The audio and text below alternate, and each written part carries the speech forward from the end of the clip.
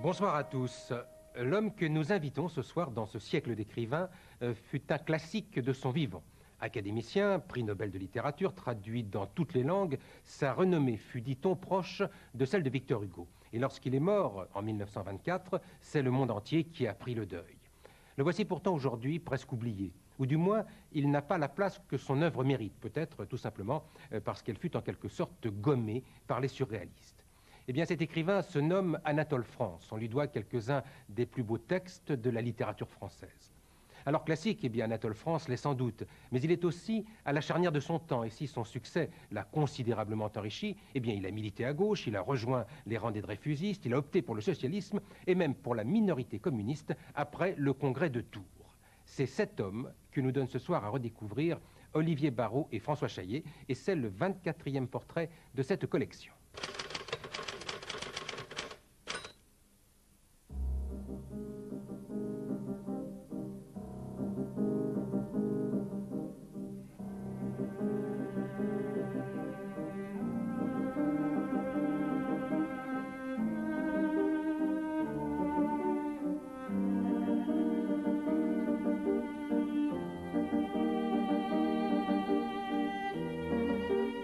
Cher Anatole France, vous pardonnerez, n'est-ce pas, cette liberté que nous nous octroyons de nous adresser à vous dans votre bureau, au milieu de vos livres et de vos objets, par une épître expédiée dans l'Olympe, où l'humaniste que vous étiez ne manque pas de séjourner.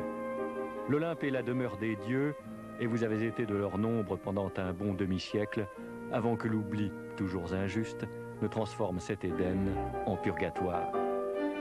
Vous avez quitté il y a quelques 70 ans le monde des vivants, auréolé d'une gloire universelle que vous n'aviez pu espérer atteindre. Seul avant vous, Victor Hugo le Grand s'était de la sorte identifié à tout un peuple, au-delà de la seule société des lettrés. Combien était-il? 100 000? 200 000, ces Parisiens reconnaissants et émus qui battirent le pavé pour vos funérailles nationales le 18 octobre 1924. Et ces lecteurs attristés qui n'avaient manqué aucun de vos nouveaux ouvrages, bien qu'ils fussent citoyens de la lointaine Russie ou de la francophile Argentine.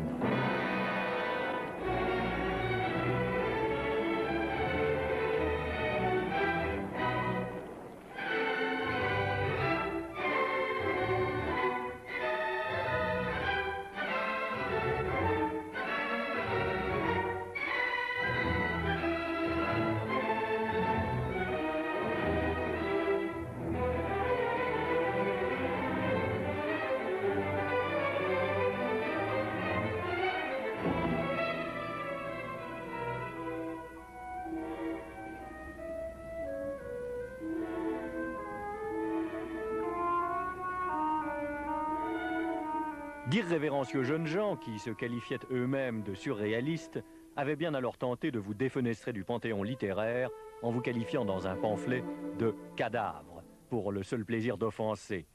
Aragon, Breton, Éluard et leurs amis n'avaient pas mesuré les tréfonds de votre propre incertitude que votre écrasante célébrité dissimulait. Vous vous êtes éloigné peu à peu de notre curiosité, et si tellement de villes et de villages de France ont conféré votre nom à d'innombrables artères, on ne vous lit plus guère, pour l'instant. Vous, dont les écrits autobiographiques fournirent la matière à tant de dictées infligées à des générations d'enfants des écoles. Laissez-nous démontrer que vous ne fûtes pas seulement un expert de la langue, mais un contemporain inquiet de son époque, mu par des aspirations grandioses et généreuses, un artiste qu'en un temps ultérieur on aurait qualifié d'engagé, un adepte du contre-emploi. Aidez-nous, cher maître, à tenter de percer à notre tour, pour les amateurs de notre temps, ce que l'un de vos exégètes appelait le secret d'Anatole France.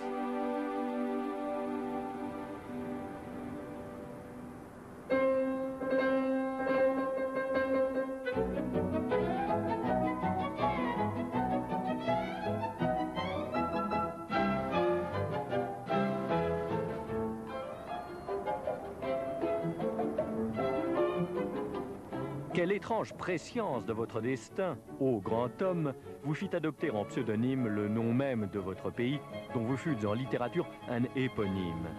Il ne vous fallait pas manquer d'aplomb. Vous qui, loin d'apparaître comme un génie précoce, vous complûtes longtemps dans le plus ingrat emploi de laborieux tardif.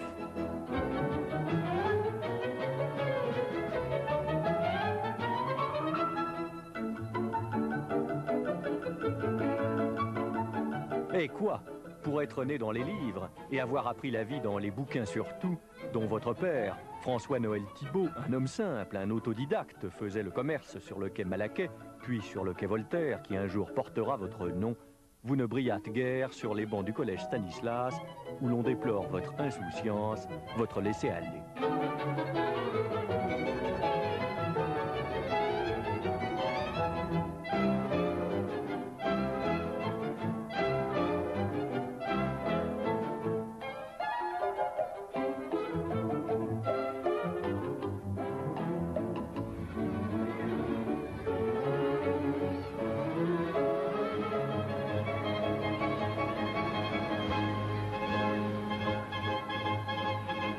En ce temps-là, vous vous essayiez à l'histoire, signant sans rougir Anatole France, en même temps que vous vous épreniez, déjà, des actrices de théâtre qui toujours resteront pour vous objets d'embrasement.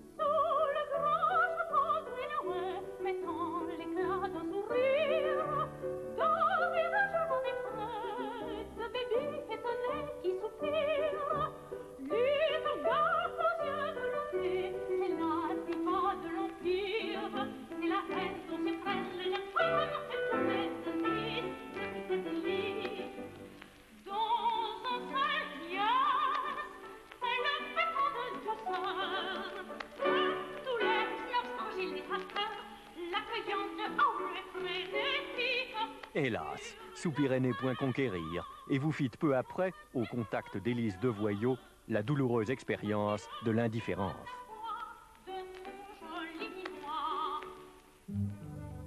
Étiez-vous en vos 20 ans de ces gandins à la canne nerveuse qui arpentaient les boulevards du Second Empire, cyniques avant même que d'avoir vécu? Vous vous frottez aux poètes du Parnasse qui d'abord cultivent la forme, vous êtes tout éperdu mais bientôt ironique devant la majesté de Lecomte de Lille, hautain régent de l'école. Vous vous risquez à étudier Alfred de Vigny dans votre premier livre, publié en 1868.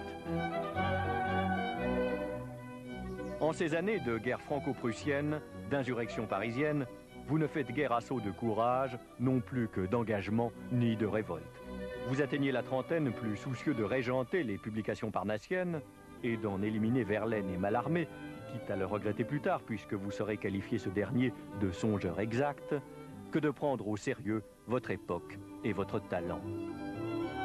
Qui pourrait deviner en ce nouveau commis surveillant, nommé au Sénat en 1876, aux appointements modestes de 2200 francs par an, l'écrivain couronné de laurier que l'Académie française élira en son sein 20 ans plus tard, au premier tour.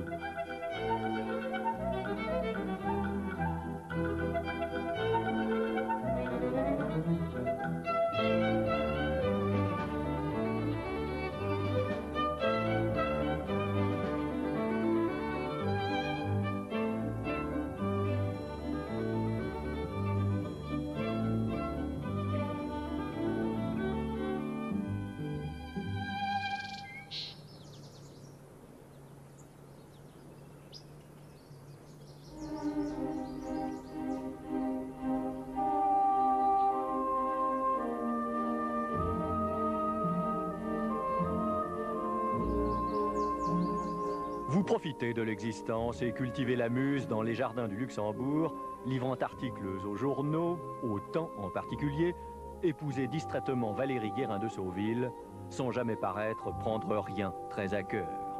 Il est expressément interdit à monsieur Anatole France d'emporter des livres de la bibliothèque du Sénat, prescrit votre supérieur. Au fond, votre première véritable activité s'exercera moins au palais du Luxembourg, où l'on déplore votre indolence, qu'à la librairie de votre ami Charavet, dont vous prenez la direction en 1881.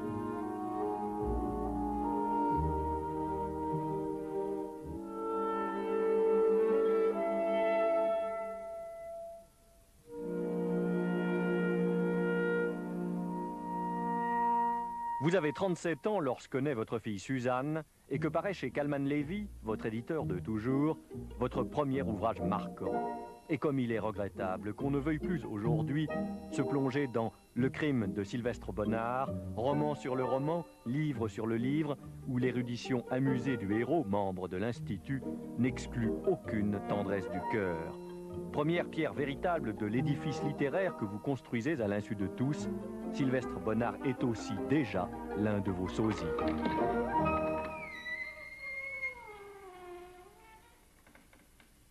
Je me rappelle mes désirs d'enfant, comme je comprends aujourd'hui les envies toutes puissantes de mon premier âge. Je revois avec une singulière précision une poupée qui, lorsque j'avais 10 ans, s'étalait dans une méchante boutique de la rue de Seine. Comment il arrivait que cette poupée me plût, je ne sais pas. J'étais très fier d'être un garçon. Je méprisais les petites filles et j'attendais avec impatience le moment qui, hélas, est venu, où une barbe piquante me hérisserait le menton. Je jouais au soldat. Et pour nourrir mon cheval à bascule, je ravageais les plantes que ma pauvre mère cultivait sur sa fenêtre. C'était l'âge de mal. Enfin, je pense. Cher Anatole, on commence à vous apprécier dans Paris. Ernest Renan est de vos intimes et vous tenez autant une rubrique de mondanité avant que d'en devenir le courriériste attitré. Et vous m'autoriserez à penser que le hasard n'est pas pour beaucoup dans la rencontre décisive que vous faites en 1887 de Léontine Armand de Caillavet, née Lippmann, votre exacte contemporaine. À 43 ans, Anatole France est en passe de devenir Anatole France.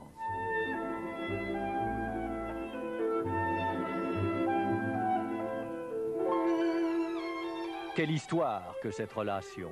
Ni le mot de liaison, ni celui de passion ne suffisent à qualifier ce roman vécu pendant un quart de siècle.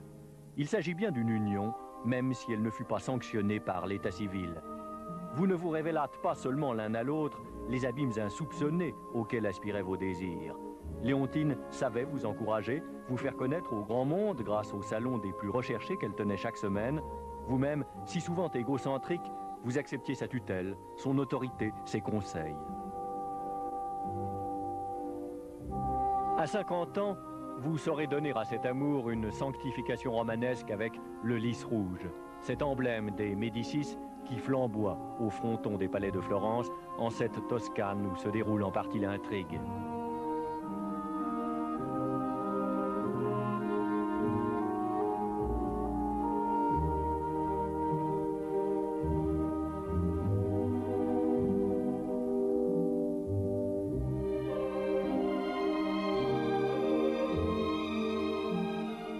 Nous laisserez-vous regretter au passage que le matériau choisi pour édifier l'hommage nous semble aujourd'hui plus proche du stuc que du marbre.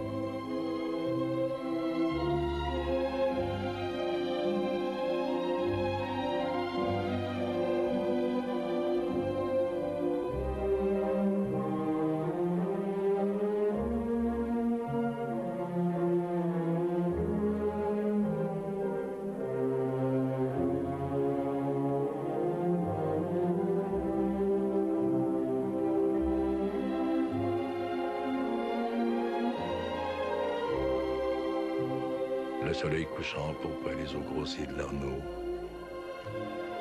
Ils restèrent un moment silencieux, tandis que, suivant la ligne monotone des palais, ils allaient vers le pont Vieux.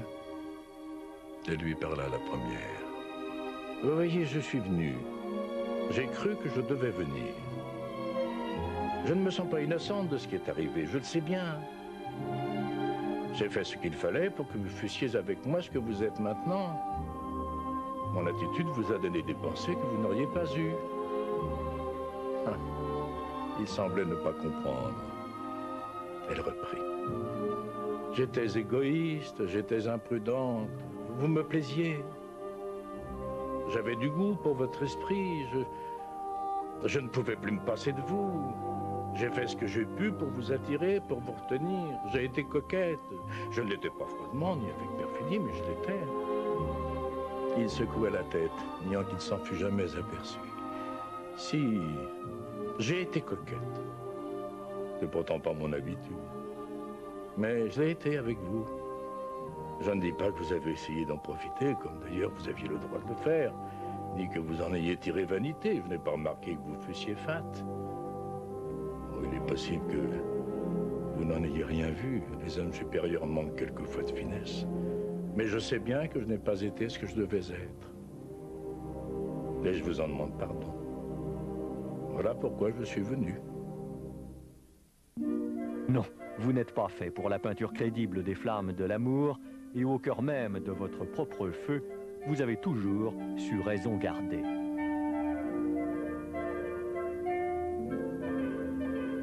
Vous avez divorcé, vous êtes passé à l'Écho de Paris et vu votre roman Thaïs, dont le début est aussi célèbre que celui du Salammbô de Flaubert, en ce temps-là, le désert était peuplé d'anachorètes, devenir un opéra joué au Palais Garnier avec une musique de Massenet.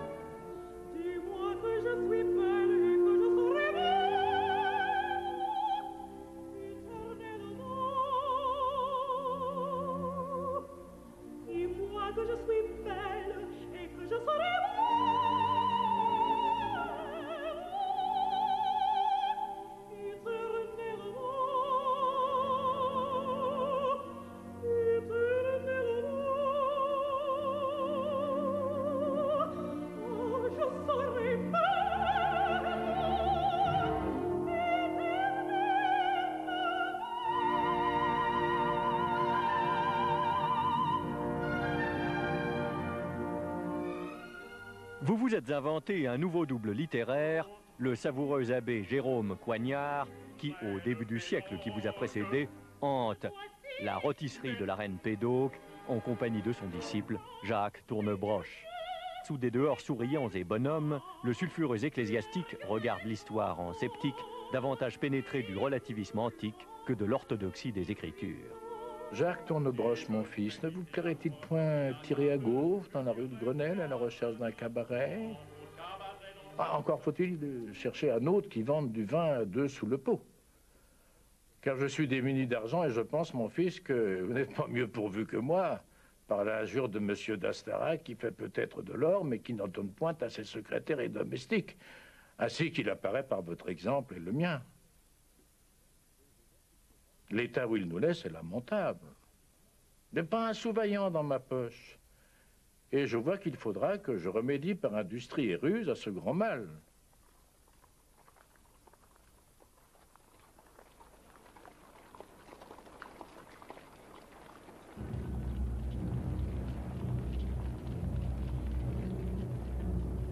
Installé Villa Saïd, tout près de l'avenue du Bois qu'arpentent les calèches et les fiacres, vous entendez parler de la condamnation, de la dégradation du capitaine Dreyfus, et vous n'acceptez pas ce jugement dont vous contestez les preuves.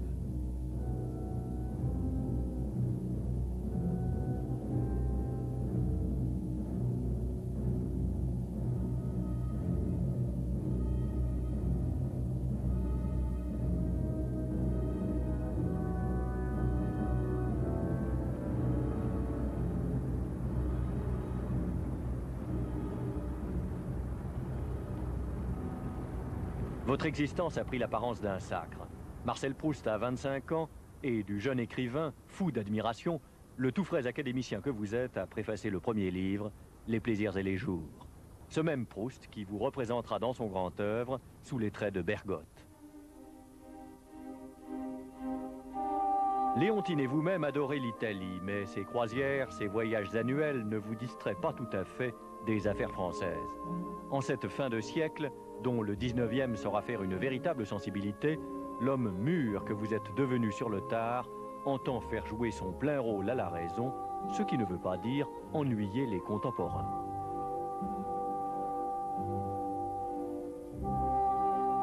En 1897, vous publiez coup sur coup les 2 premières époques de ce qui deviendra selon nous l'un de vos 2 chefs-d'œuvre, Histoire contemporaine.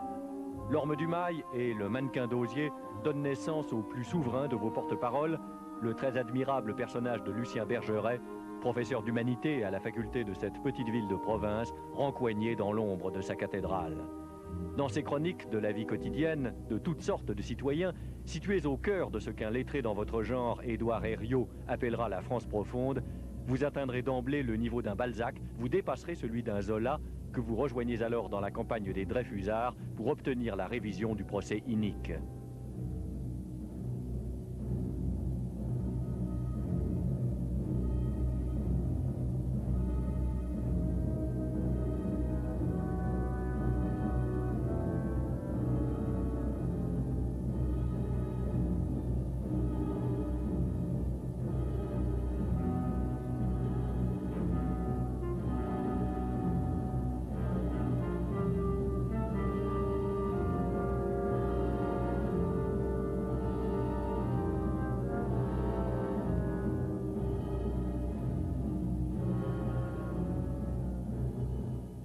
Anatole France, comme nous aimerions pouvoir donner l'envie de ce bonheur raréfié qu'est devenu la dégustation d'un chapitre d'histoire contemporaine.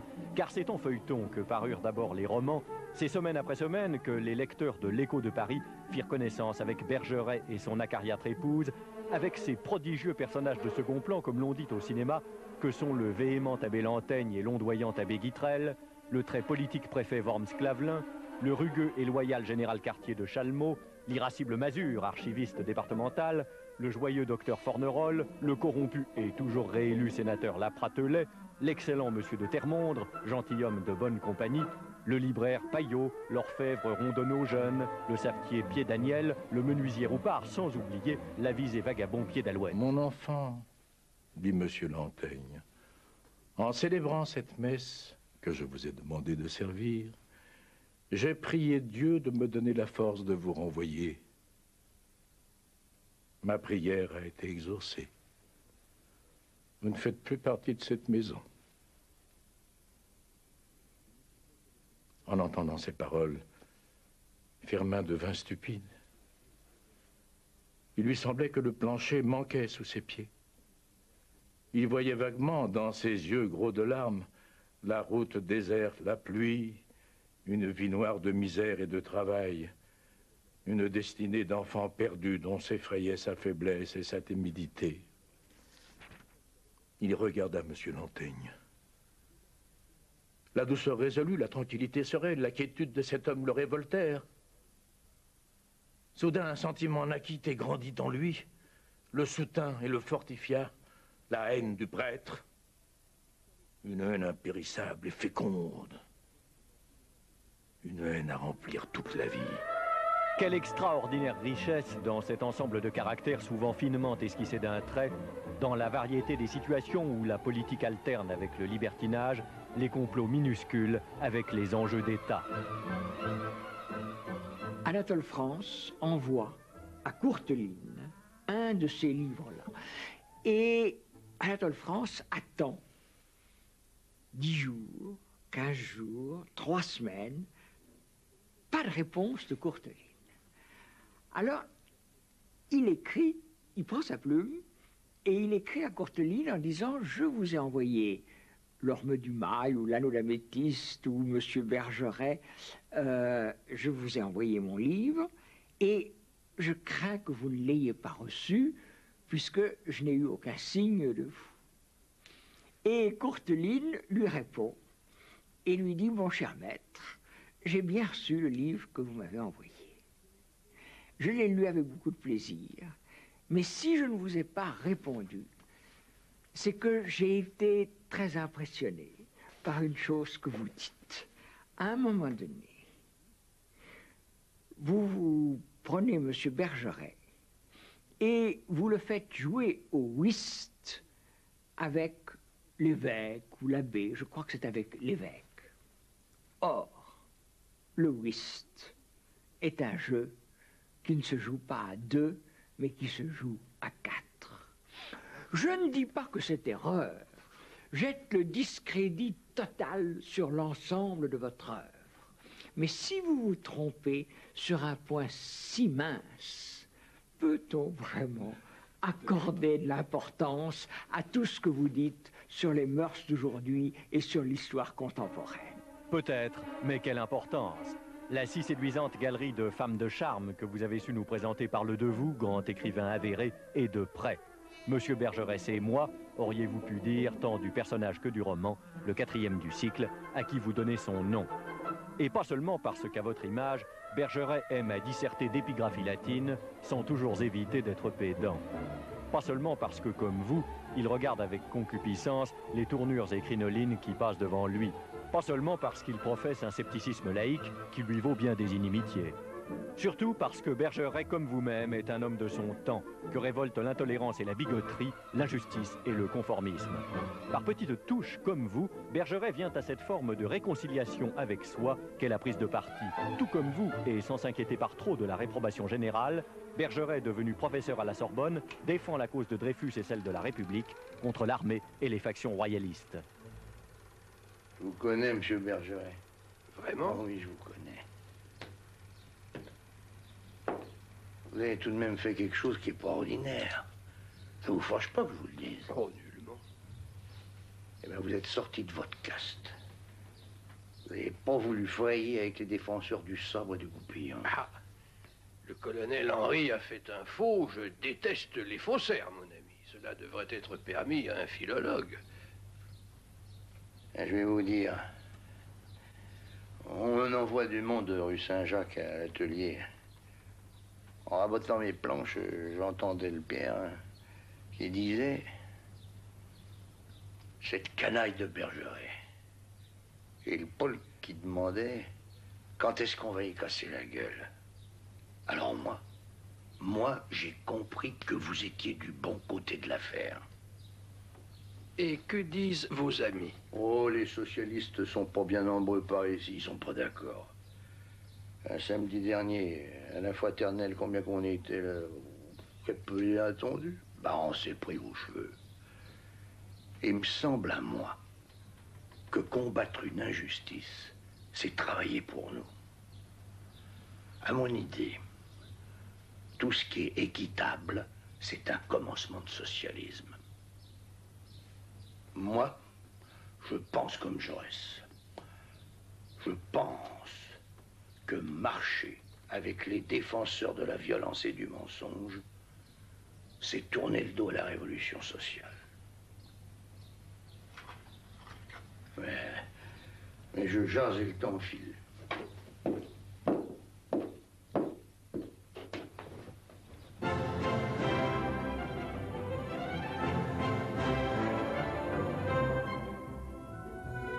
Comme Bergeret, vous pressentez que les temps modernes sont advenus. Et ce n'est certes pas le seul goût des belles scènes qui vous fait situer le roman dans le Paris électrique de l'exposition universelle de 1900.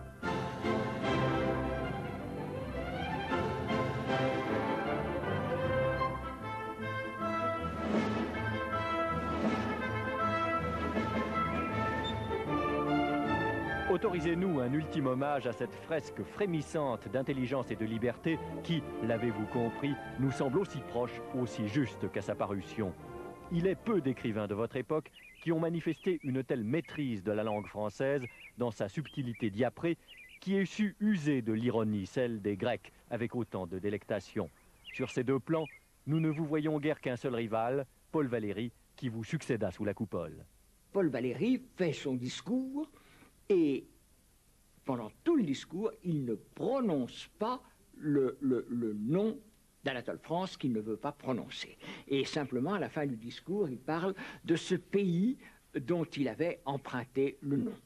Vous savez qu'Anatole France s'appelait, je crois, Thibault, et il avait pris le nom d'Anatole France. Et pourquoi est-ce que Valéry détestait Anatole France? C'est parce que Anatole France lui-même détestait un certain nombre de grands poètes. Vous êtes devenu un homme riche par la seule grâce de votre talent littéraire. Votre compte créditeur chez Calman Levy est en 1906 de 152 000 francs, soit 2,5 millions en monnaie d'aujourd'hui. Pourtant, à rebours de la tendance habituelle, vous poursuivez votre chemin vers la gauche.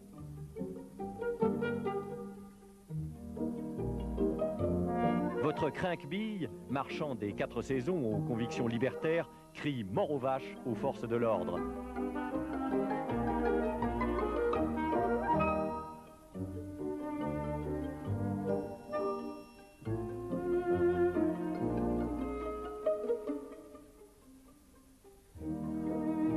Vos noces corinthiennes soutiennent le programme du Petit Père Combe qui, en 1905, avec votre ferme assentiment, établira la séparation entre les églises et l'État. Et dès le premier numéro de l'Humanité, que fait paraître votre ami Jean Jaurès en 1904, vous figurez au sommaire du journal socialiste. Oui, l'ancien poète élégiaque qui tarda tant à entrer dans le réel est devenu une conscience politique.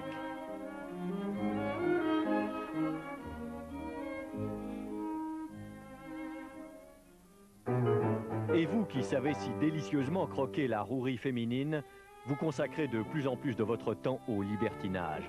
Votre gloire vous y incite, votre sensualité aussi. Combien sont-elles à s'aventurer Villa Saïd pour des étreintes aussi désinvoltes que fugaces?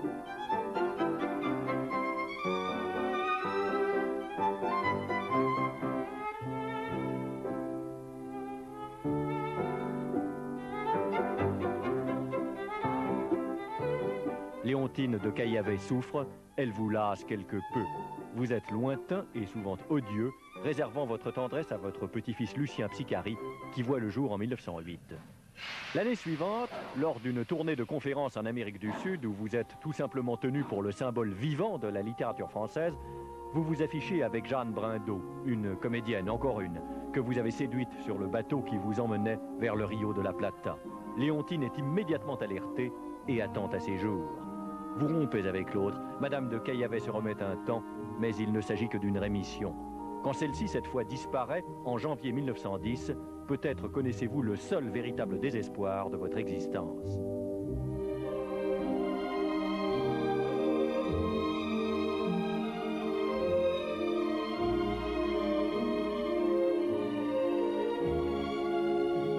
Vous approchez les 70 ans et se produit alors en vous un languissement vers la résignation. Vous qui avez rompu des lances contre l'obscurantisme, qui avez rendu publiques vos convictions socialistes et appelé à la paix entre les nations, semblez vous lasser du combat d'idées pour lui préférer un épicurisme de confort. Ce n'est pas une démission, plutôt un pas vers Rabelais, vers Voltaire. Et de cette évolution, voici que témoigne en 1912 votre autre grand livre, à coup sûr l'un des 10 romans français du XXe siècle, Les dieux ont soif, vendu en 6 mois à 70 000 exemplaires.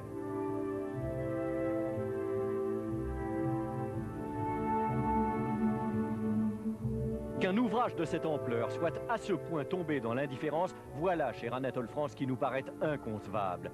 Il n'existe aucune œuvre d'imagination qui ait rendu compte avec autant d'acuité, de verve, de profondeur de cette grande illusion que fut la Révolution française précipitée dans la terreur. Il fallait vider les prisons qui regorgeaient. Fallait juger sans repos ni trêve. L'accusateur public et ses substituts, épuisés de fatigue, brûlés d'insomnie et d'eau de vie, ne secouaient leur accablement que par un violent effort, et leur mauvaise santé les rendait tragiques. Bienveillants ou cruels par sensibilité, soudain secoués par un brusque mouvement de pitié, ils acquittaient avec des larmes un accusé qu'ils eussent, une heure auparavant, condamné avec des sarcasmes. À mesure qu'ils avançaient dans leurs tâches, ils suivaient plus impétueusement les impulsions de leur cœur.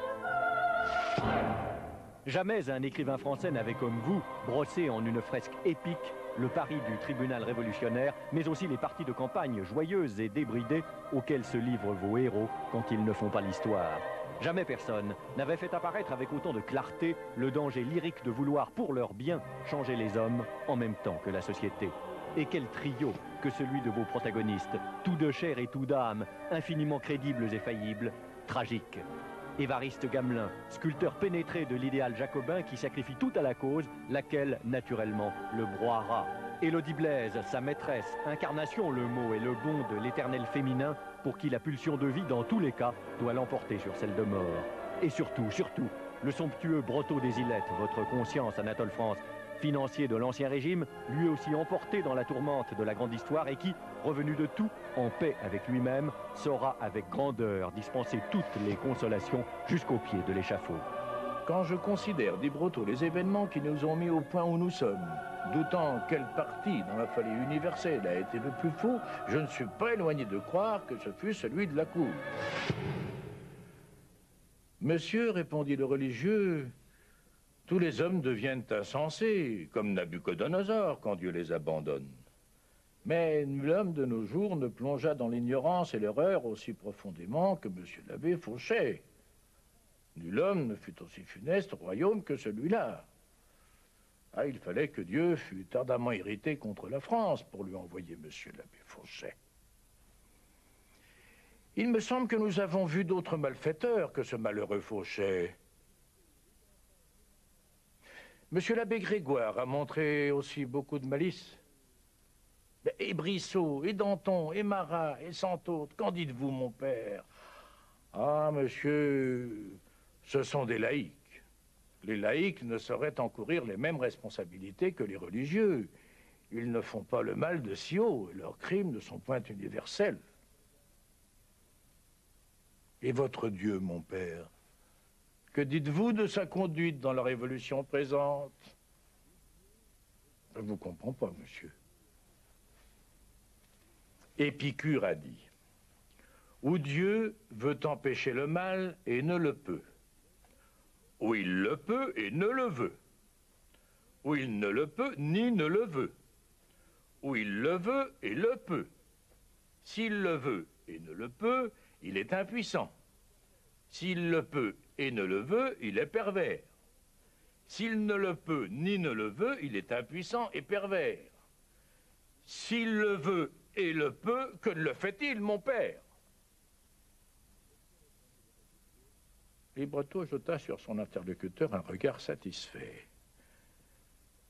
Monsieur, répondit le religieux, il n'y a rien de plus misérable que les difficultés que vous soulevez.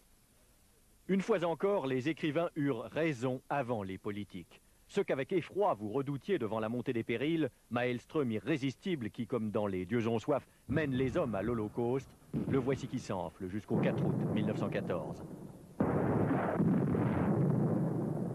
En observant M. Worms-Clavelin, des pensées presque philosophiques venaient à fleur d'âme à M. Bergeret sur la facilité qu'on trouve à gouverner les hommes.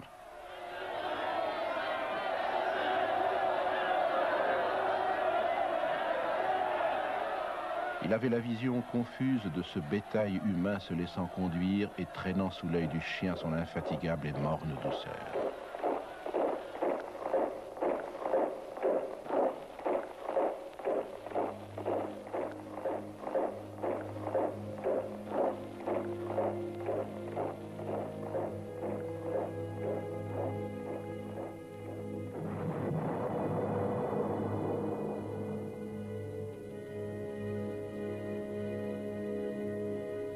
La guerre est déclarée, dont vous suivez les ravages depuis votre propriété de la Béchellerie à Saint-Cyr-sur-Loire, accablé de deuils familiaux et d'effarement devant l'inéluctable.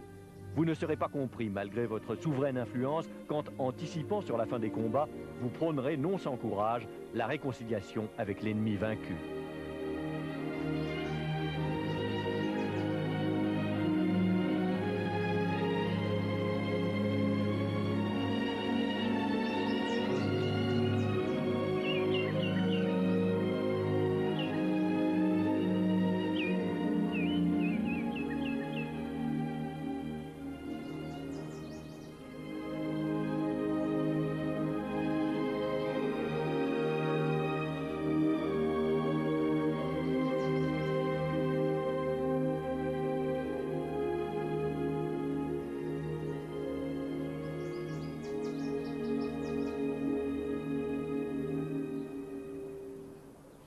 Alors, ce qui est intéressant, c'est que cet homme, dont vous voyez qu'il a beaucoup vécu dans les salons, il a beaucoup influencé la bourgeoisie bien pensante. Anatole France est quelqu'un que on lisait dans tous les milieux, entre guillemets, cultivés, pas avec tout ce que ça suppose d'étroitesse et de réserve.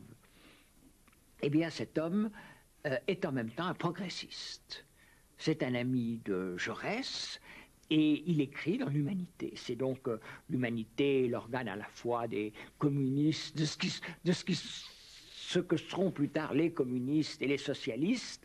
Et c'est amusant de voir que cette fleur des pois des salons parisiens est en même temps un homme de gauche. Meurt votre gendre, votre fille, votre première épouse. Vous vous êtes remarié en 1920 avec Emma Laprévotte, l'ancienne femme de chambre de Léontine.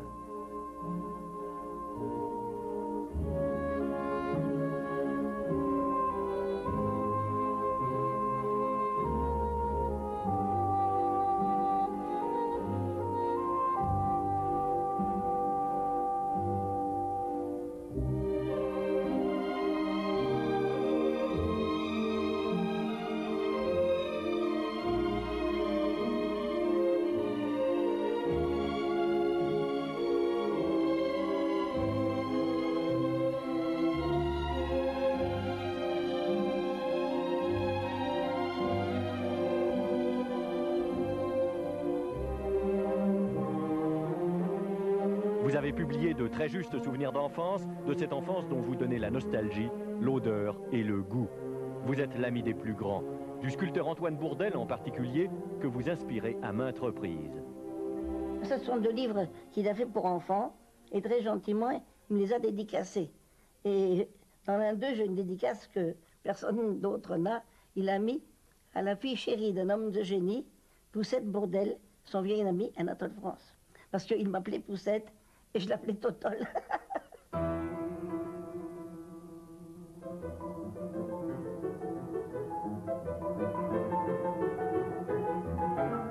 Et de Suède, en 1921, viennent la suprême récompense, l'ultime hommage à votre universalité, ce prix Nobel de littérature que vous recevrez en prononçant à Stockholm un discours peu conformiste dans lequel appert, malgré le récent traité de Versailles, votre inquiétude de l'avenir pour les nations européennes.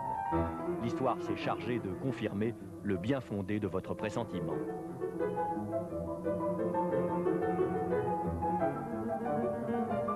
Mon père, elle a fait son buste. Et il se levait le matin de bonne heure, comme ça, et il avait la barbe un peu de travers.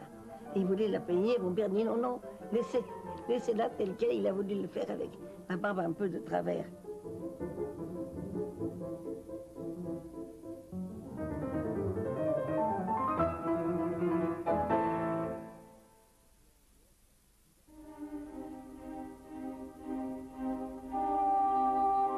Parvenus au terme de cette longue lettre, nous en apparaissent les manques, les ellipses. N'aurions-nous pas dû nous arrêter sur ces fables, l'île des pingouins, la révolte des anges, ou plus que Voltaire, vous rejoignez Diderot, auquel vous apparente votre liberté de construire, votre plaisir à conter. Ne fallait-il pas rappeler de façon moins subreptice que votre histoire comique, qui ne l'est pas vraiment, grave à l'eau forte, un portrait de comédienne que 20 ans après votre mort, Micheline Prel saura interpréter à la perfection dans Félicie Nanteuil, un film de Marc Allégret.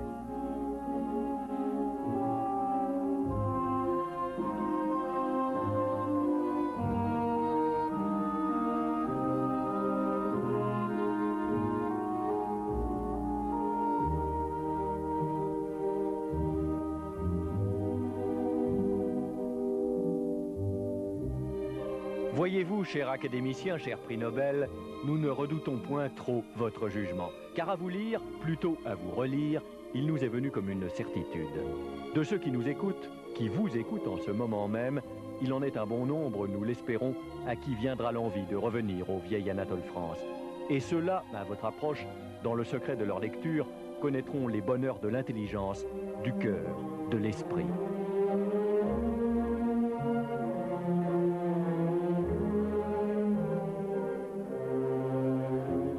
Dans une scène de Monsieur Bergeret à Paris, Zoé, sa fille, lui déclare « Papa, je suis fier de toi. Tu es un grand homme. » Et Bergeret de répondre « C'est aussi la vie de Riquet, le petit chien. »